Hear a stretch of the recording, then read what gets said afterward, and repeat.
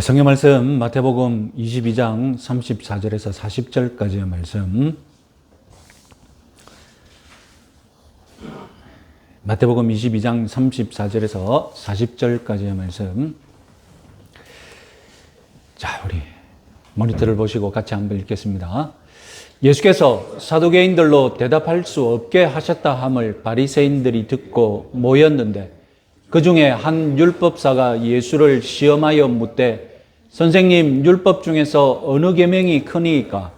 예수께서 이르시되 내 마음을 다하고 목숨을 다하고 뜻을 주 너희 하나님을 사랑하라 하셨으니 이것이 크고 첫째 되는 계명이요 둘째도 그와 같으니 내 이웃을 내 자신같이 사랑하라 하셨으니 이 두 계명이 온 율법과 선지자의 강령이니라. 아멘. 우리는 지금 고난주간의 화요일을 계속해서 주목하고 있습니다. 지난주의 표를 한번 다시 보겠습니다. 예수님은 이미 21장부터 유대 종교 지도자들과 토론 대결, 논쟁 중입니다. 대적자들은 릴레이식으로 지금 논쟁을 이어가고 있죠. 헤롯 당도 사두개파도 논쟁에서 졌다는 소식이 바리새파에게 전해졌습니다. 34절에서 우리 성경은 심심하게 그냥 모였다 이렇게 번역했는데 다음 파워포인트 번역했습니다. 헬라어를 정확하게 번역하면 그곳에 함께 모였다입니다. 아마 바리새인들 그들만의 비상연락망과 그 모임처로 그들은 어디서 모이라면 다 알겠죠? 그곳에 모였을 것입니다. 그래서 다 모여가지고 헤롯 당도 깨지고 사두개인도 나가 떨어졌대. 이제 우리 차례다. 이제 우리뿐이다. 누가 나갈래? 앞서 그 바리새파 제자들을 헤롯 당과 함께 보냈었거든요. 그때는 미숙한 제자들이니까 당했겠죠. 이번에는 스승들이 나가야 된다. 이제 진짜 우리 실력을 보여야 된다. 그런 공감대가 형성되었을 것입니다. 그렇게 해서 한 명을 뽑았습니다. 이름은 소개 안 하는데 율법사라고 소개합니다. 마태복음에서 유일하게 율법사가 등장하는 구절입니다. 그런데 알고 보면 서기관과 똑같거든요. 율법을 가르치는 서기관과 똑같습니다. 그런데 서기관이라고 하지 않고 율법사라고 이렇게 했습니다. 왜냐하면 이 사람이 자기들이 모인 바리새파 중에서 아마 율법에 가장 정통한 사람이라고 인정받는 인물이기 때문이겠죠. 이 율법사 정도면 능히 예수님과 논쟁할 만하다. 그래서 그 모인 사람들이 다 인정하는 그 율법사가 뽑힌 거예요. 그런 율법사가 예수님께 질문한 것이 율법 중에 어느 계명이 크니까? 참으로 율법에 정통한 바리새인다운 질문이죠. 랍비들은 성경에서 다음 파워포인트 보겠습니다. 총 613개의 계명을 찾아냈습니다. 유대인들이 그렇게 믿는 겁니다. 그래서 613개의 계명 중에 248개는 긍정형, 허락 명령이고 365개는 금지 계명, 하지 말라, 해서는 안 된다, 먹지 말라, 금령으로 이렇게 믿고 있었습니다. 자, 이 계명이 어떻게 이렇게 발전됐겠습니까? 어떻게 613개까지 나왔겠습니까? 이런 발전 과정이 있었겠죠. A 계명이 중요합니다. 그런데 A를 지키기 위해서는 어떻게 해야 되겠습니까? B 계명이 필요합니다. A 계명을 지키기 위해서 B 계명을 지켰는데 또 상대하다 보니까 B 계명을 지키기 위해서는 C 계명도 지켜야 합니다. 그러니까 이렇게 자꾸 계명이 발전되는 거예요. 그럼 여기서 중요한 건 뭡니까?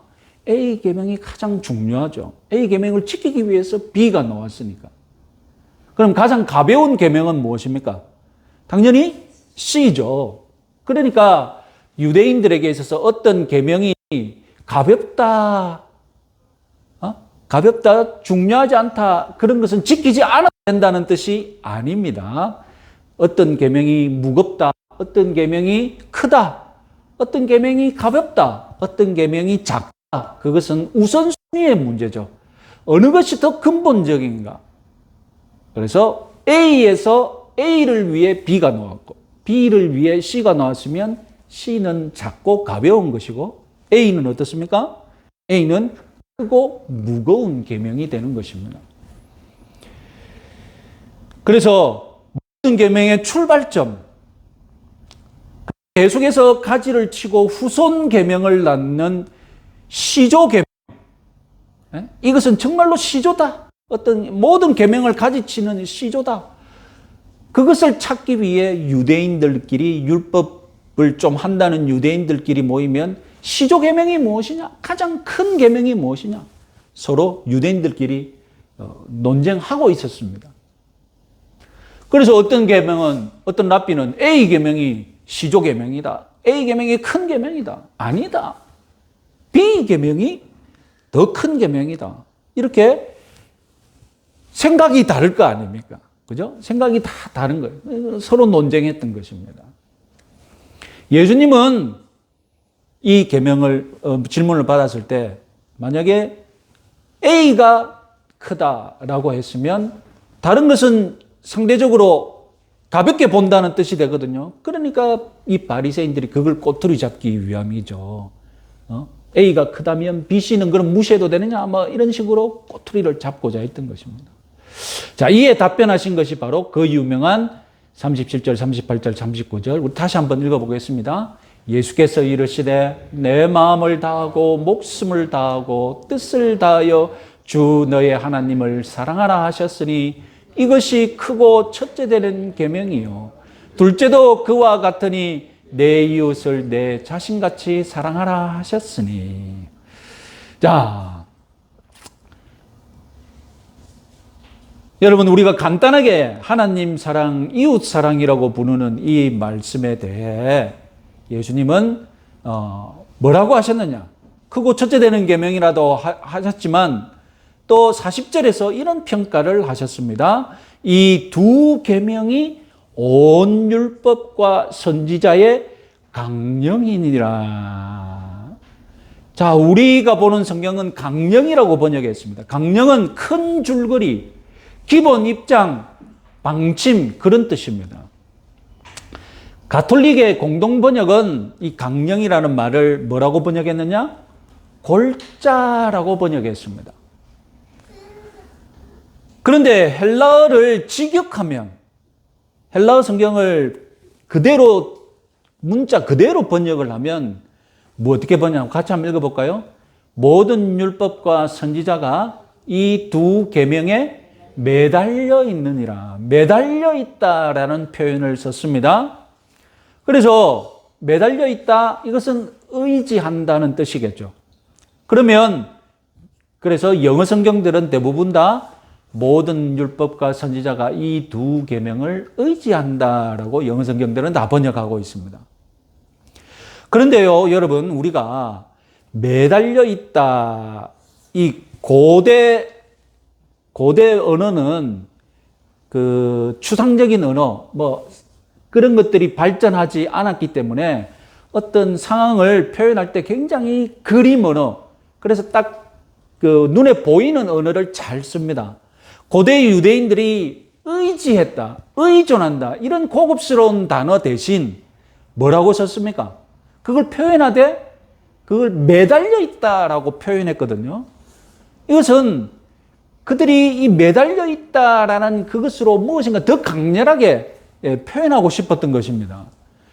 자, 율법과 선지자, 그러니까 구약 성경의 모든 내용이 이 두 계명에 매달려 있다라고 표현했습니다. 그대로 한번 이해해 보자는 것입니다.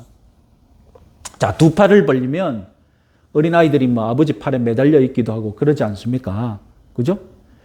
이 두 계명을 두 팔이라고 생각해 보세요. 613개 계명이, 유대인들은 613개의 계명이 있다고 발견했지 않습니까? 이 두 계명이 613개 계명이 다 매달려 있는 거예요. 힘들면 어떻게 됩니까? 힘이 빠지면 어떻게 돼요? 이 두 팔이 내려가죠. 그러면 계명들도 다 땅에 떨어지겠죠. 그런데 그 613개의 계명을 다 버티고 딱 이렇게 서 있는 거예요. 안 내려가는 거예요. 그만큼 이 두 계명이 어떻다고요? 이 두 계명이 크고 무겁고 단단한 계명이라는 겁니다. 613개의 계명을 다 들고 바치고 있는 흔들림 없는 줄기라는 겁니다. 또 그림을 바꿔서 여러분 족보를 한번 생각해 보세요. 족보. 두 계명에 딱 족보가 있고 맨 위에 있으면 이제 어떻게 됩니까? 족보라면. 이 시조에서 어떻게 됩니까? 가지가 치겠죠. 줄기가 나와서 가지가 치겠죠. 착착착 치면 그 밑에 몇 개나 달려 있는 겁니까?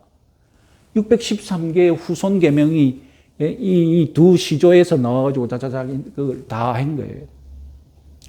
매달려 있는 거죠. 그림을 딱 보면, 그죠? 그림을 보면 족보 보면 딱 매달려 있는 거잖아요. 그걸 표현하고 싶었던 겁니다. 의지한다, 의존한다, 이것보다 매달려 있다라는 것이 여러분 생각해 보니까 얼마나 더 실감납니까?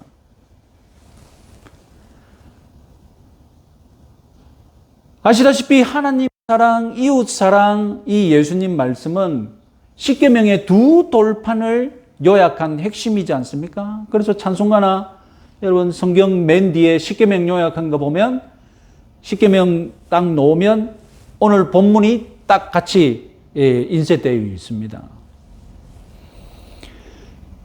이 십계명의 원류, 십계명도 하나님 사랑, 이웃 사랑이라는 이 두 계명에서 그럼 하나님 사랑 어떻게 하느냐?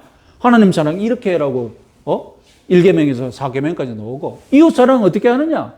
6계명에서 7계명까지 이웃 사랑 이런 식으로 하라고 쫙 십계명이 나온 거죠. 그러니까 여러분 이렇게 생각해 보면 신구약 성경 전체를 이 두꺼운 성경 이 전체를 딱 두 문장으로 요약한 것이 무엇입니까? 오늘 본문인 거예요. 하나님 사랑, 이웃 사랑, 하나님 마음을 다하고 뜻을 다하고 하나님 사랑하고 이웃을 내 자신 것과 같이 사랑하라. 이것이 성경 전체를 요약한 원류 계명, 시조 계명, 성경 전체를 다 들어 바치고 있는 성경 전체를 매달고 있는 계명이라는 것입니다. 자, 오늘은 37절 38 첫째 되는 계명부터 먼저 보고 다음 시간에는 39절 40절 둘째 되는 계명을 자, 살펴보도록 하겠습니다. 자, 첫째 되는 계명은 신명기 6장 5절의 말씀을 인용한 것이죠. 이스라엘 백성들은 이미 쉐마라는 명칭으로 하루에 매일 이걸 두 번씩 반복해서 읽고 있는 말씀입니다. 하나님을 내 마음을 다하고 목숨을 다하고 뜻을 다하여 주 너희 하나님을 사랑하라. 사랑은 우리 인간의 기본 속성이죠. 사랑을 표현함에 있어서 표현하는 방식이 마음으로도 표현되고 영적으로도 표현되고 지적으로도 사랑은 필요합니다. 여러분 3층짜리 출판사 건물을 생각해 보세요. 3층짜리 출판사 건물이 있습니다. 일부에는 영업부가 있습니다.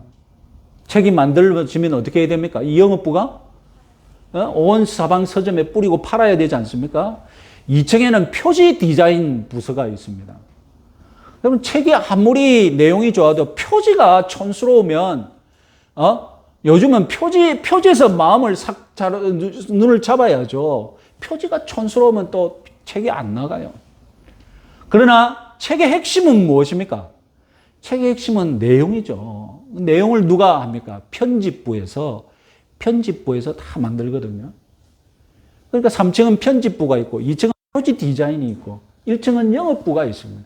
그런데 이 세 개 중에 하나라도 없으면 어떻게 됩니까? 출판사 책 못 만들고 못 팝니다. 출판사는 이 3층이 협업을 해서 출판사가 움직이는 거죠. 사랑도 3층짜리 건물입니다. 우리가 사랑한다고 할 때 3층짜리 건물인데 1층에는 마음을 다하여서 사랑하는 거고 2층에는 뭐가 있습니까? 2층에는 목숨을 다하여 사랑하는 거고 3층에는 뜻을 다하여 사랑하는 거고 이것이 하나라도 빠지면 어떻게 됩니까? 하나라도 빠지면 그 부족한 사랑인 거예요. 모두가 다 마음과 뜻과 목숨과 이것이 다 해야 온전하게 사랑을 하는 것이라는 것입니다. 자, 그러면 좀 더 자세히 한번 보겠습니다. 자, 우리가 사랑을 표현해야 할 첫 번째 영역, 마음입니다. 마음을 뜻하는 이 헬라어 카르디아, 이것은 나무의 식물의 씨앗, 중심을 뜻합니다. 사람의 마음이 되는 거죠. 우리는 마음을 다하여서 사랑해야 한다. 이 말은 별로 좀 어렵지 않는 것 같습니다.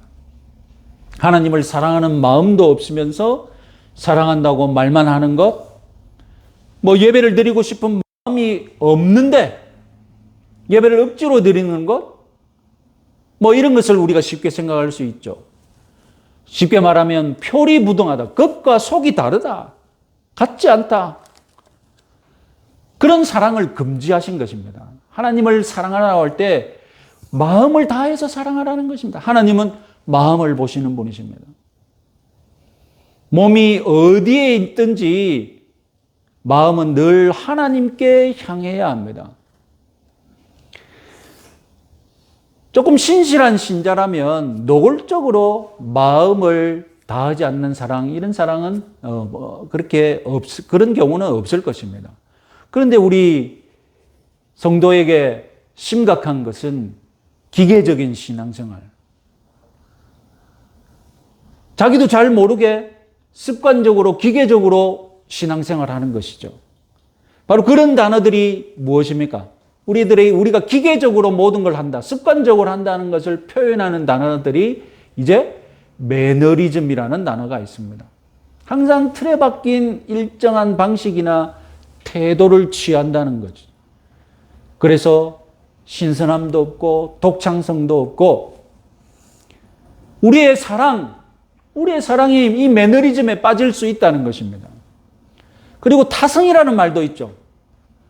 이 타자는 소홀히 하다, 게으를 타, 그런 타자입니다.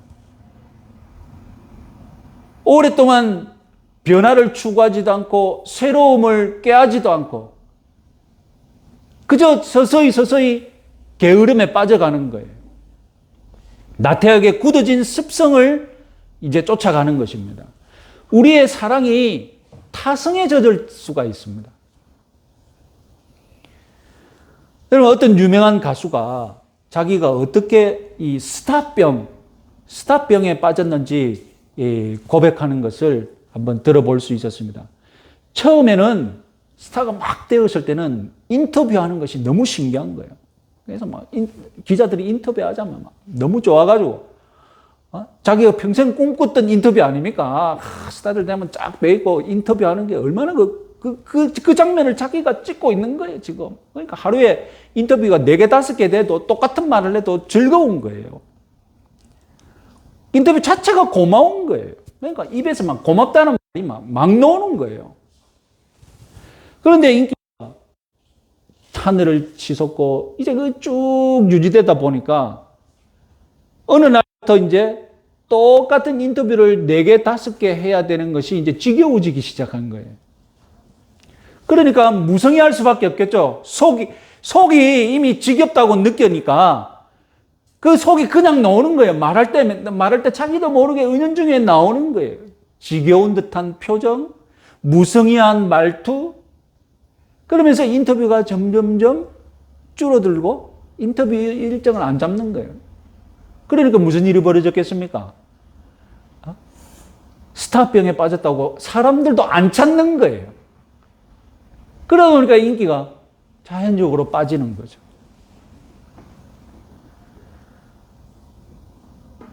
여러분, 우리도 이 신앙생활이 이렇게 매너리즘이나 타성에 빠지기가 쉽습니다. 그냥 습관적으로 예배드리기가 쉽습니다. 우리 예배드리기가 매너리즘 타성에 빠진다니까요. 하나님 사랑하는 것이 그렇게 변할 수가 있다니까요. 여러분, 겉모양으로만 사랑하지 마시고 여러분들의 사랑을 마음으로, 중심으로 사랑하시는 여러분들 되시기 바랍니다. 자, 우리가 사랑을 표현해야 할 또 다른 영역은 이 목숨의 영역입니다. 자, 우리 성경은 목숨이라고 번역을 했는데 헬라어에서는 이제 푸시케스라는 헬라어인데 목숨 또는 영혼으로 번역이 됩니다.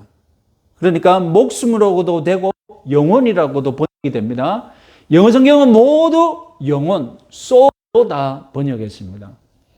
그래서 목숨을 다하는 사랑, 영혼을 바치는 사랑, 이런 뜻이 되겠습니다. 자, 영혼을 바치는 사랑, 마음을 바치는 사랑과 무엇이 다를까요? 비교를 해보면 되겠죠.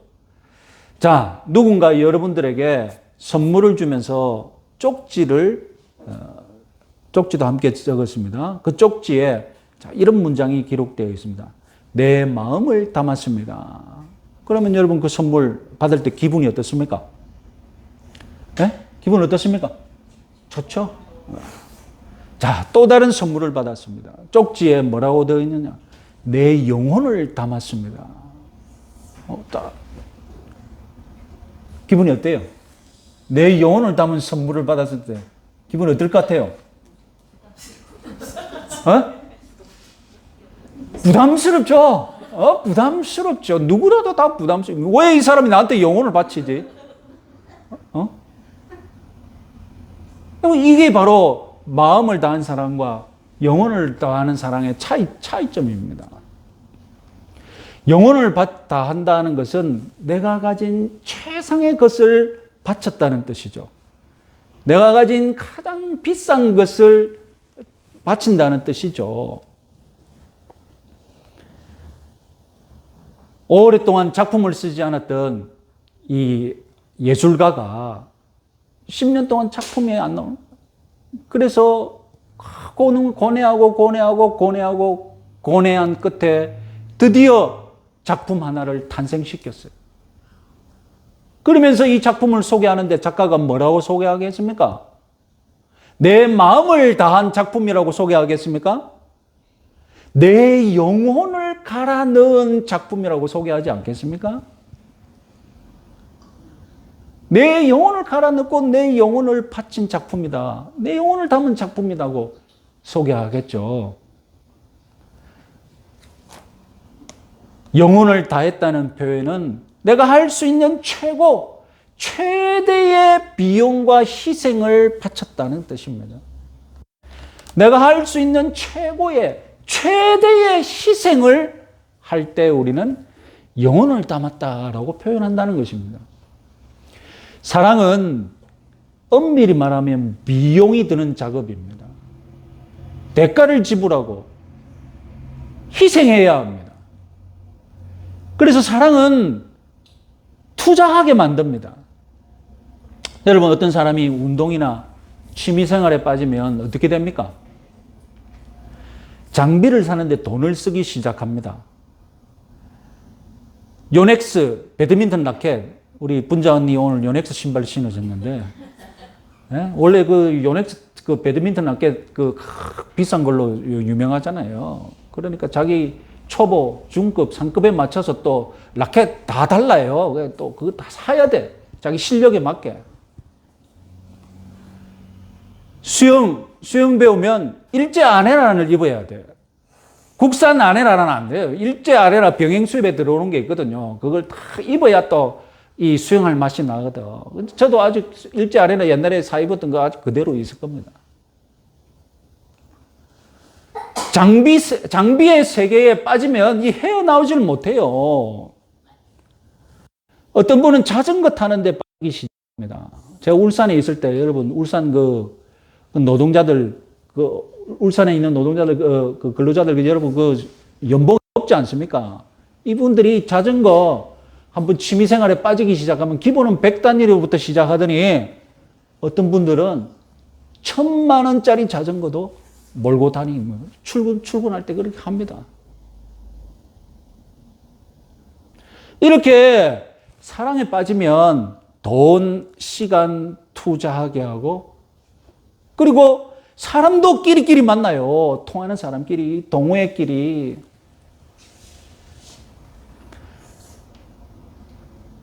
사랑이 이런 특징을 가지고 있다니까요. 사랑은 영혼을 사로잡습니다. 우리가 이런 사랑을 하나님께 해야 한다는 것입니다. 하나님께 모든 것을 아낌없이 투자하고 희생하고 대가를 기꺼이 지불할 수 있는 그런 사랑. 하나님보다 작은 거를 더 사랑하지 않습니까? 뭐 비교해 보면 알죠. 내가 자전거에 쏟는 돈, 내가 자전거에 쏟는 시간, 내가 자전거 동호회 사람들과 만나는 그 모임, 그런 거 다 계산해 보면 내가 하나님께 바치, 하나님께 집중하는 시간과 무엇이 더 많은지 다 그냥 딱 넣어오죠. 내 영혼을 사로잡고 있는 것이 무엇인지, 내가 영혼을 바치고 있는 것이 무엇인지 그냥 답이 나옵니다. 여러분들의 신앙생활, 여러분들의 영혼을 담은 신앙생활 되시기 바랍니다. 지금 여러분들 영혼을 바치는 예배를 드리시기 바랍니다. 하나님께 영혼을 다하는 사랑 하시기 바랍니다. 자, 마음과 목숨, 즉 영혼을 다하여 사랑하면서 우리는 또 한번 뜻을 다하여서 하나님을 사랑해야 합니다.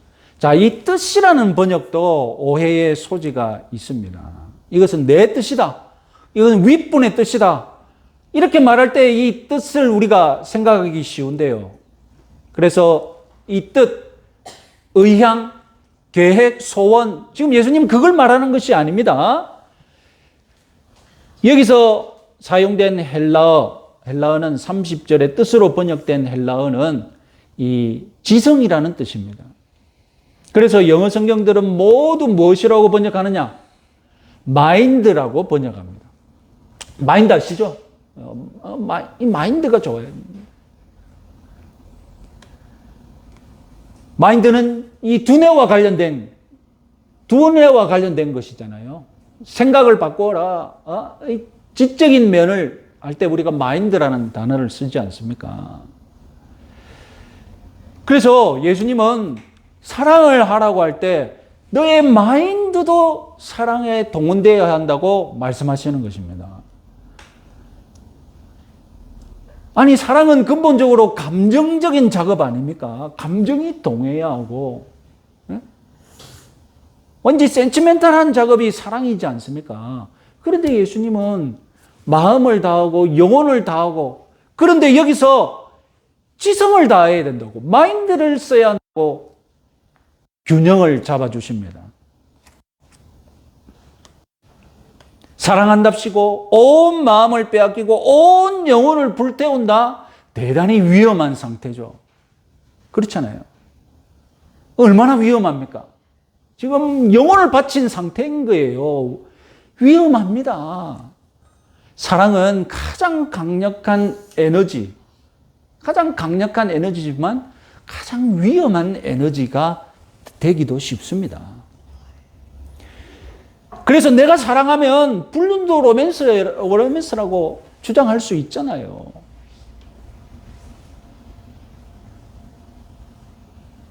여러분, 이단교회 다니는 신자들 보세요.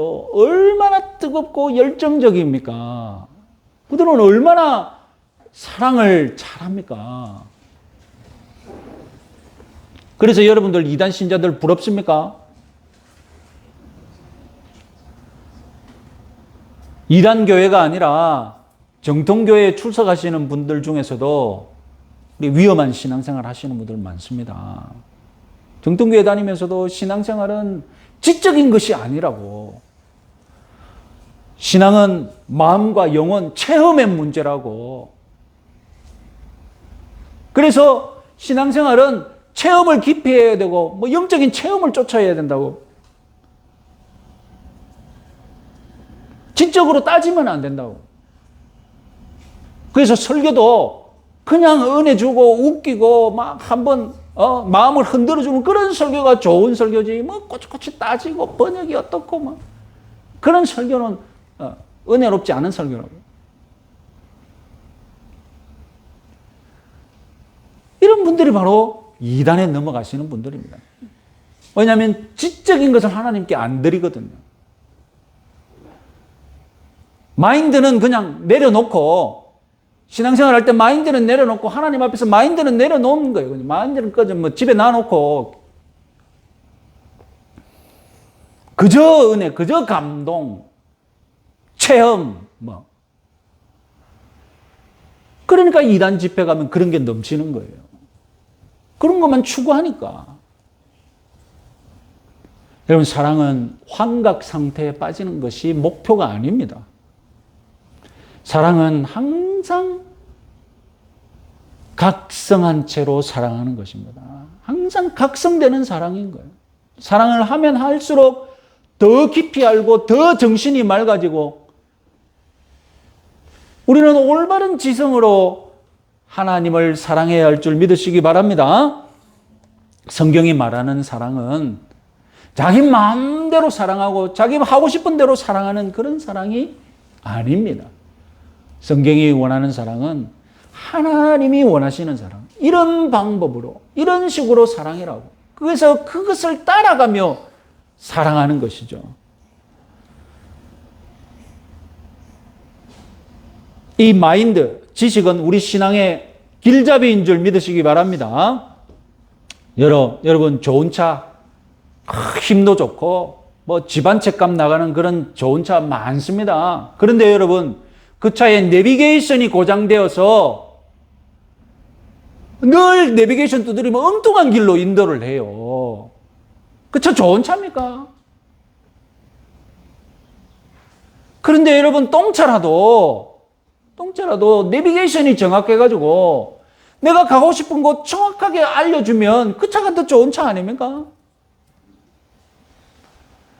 우리 신앙의 내비게이션 역할하는 것이 무엇입니까? 마음을 다해, 목숨을 다해, 여기에 무엇이 더 붙어야 됩니까? 다름 아니라 지성을 다해, 뜻을 다해, 마인드를 다해 하나님을 사랑해야죠. 그래야 제대로 된 목적지로 가서 하나님을 예배하는 것이죠.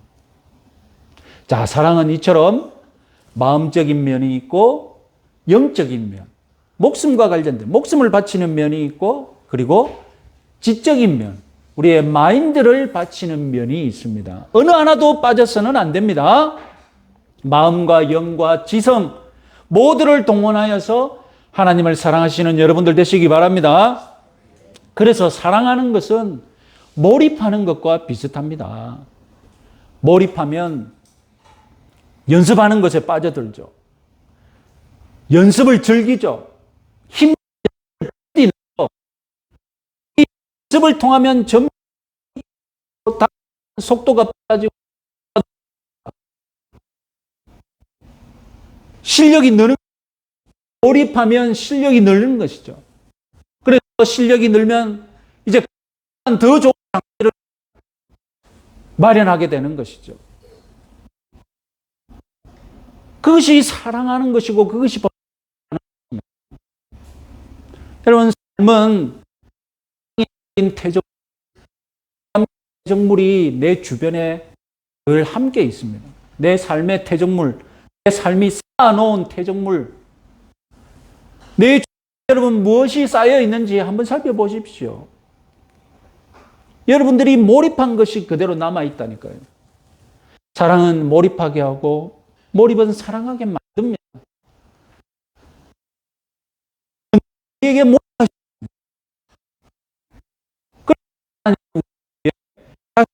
희생시키셨습니다.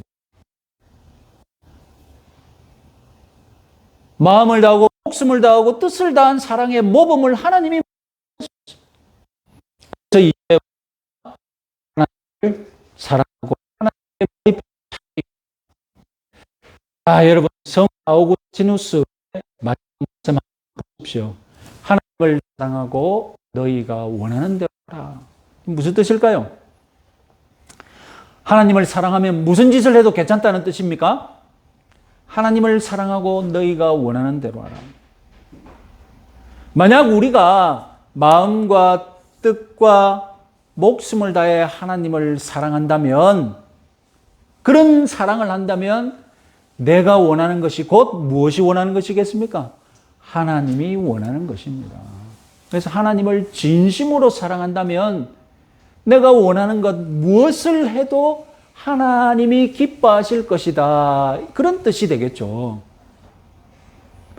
마음을 다하고 영혼을 다하고 지성을 다하는 사랑, 그런 사랑하고 있다면 내가 행하는 모든 것, 내가 원하는 모든 것 다 하나님이 인정해 주실 것이라는 그런 뜻이 되겠죠. 하나님을 사랑하고 너희가 원하는 대로 하라. 오늘 예수님의 가르침은 분명합니다. 우리는 마음을 다해, 목숨, 영혼을 다해, 뜻과 지성을 다해 하나님을 사랑해야 합니다. 혹시 나는 이만하면 됐다 이렇게 만족하고 계시지 않습니까? 나는 이 정도 하면 됐다 매너리즘이나 타성에 빠져 있지는 않습니까? 좀 더 사랑하고 좀 더 헌신하고 좀 더 하나님께 온전히 다 바치시는 그런 사랑 이번 한 주간도 쏟아부으시는 그런 여러분들 되시기 바랍니다.